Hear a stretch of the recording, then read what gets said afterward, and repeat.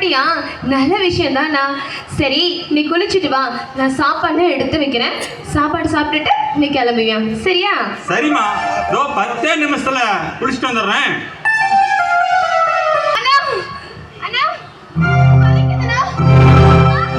அம்மா அம்மா அம்மா அம்மா அம்மா சீக்கிரம் வாமா. அன்னைக்கு இதுக்கு வயிறு வலிக்கலாமா?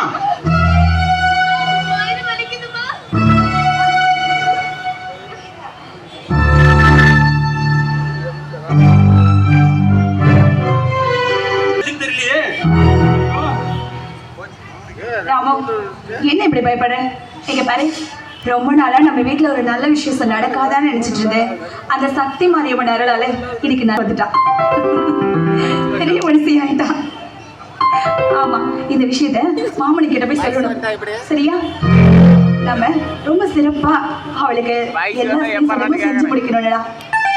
சரிம்மா, நான் பாத்துக்கிறேன். இந்த ஊரே மூக்கு மேல விரல் வைக்கிற மாதிரி அசத்தி போடுவோம். இந்த மணி எங்க போனா? மணி மணி வா மணி. அன்னைக்கிலே சமைஞ்சிட்டா, நீ போய் கேசவாங்கிற வர சொல்லு. நல்ல நேரம் பார்த்துடலாம். அப்படியே வீடியோ எடுக்கிறதுக்கு சன் டிவி சரவணன், மைக் செட்டுக்கு செல்லப்பன், நாசர வித்துவான், சமையலுக்கு ஓபே, இவங்க எல்லாரையும் நான் வீட்டுக்கு வர சொன்னதா சொல்லிட்டு வந்துரு. சரியா? நீ கிளம்பு.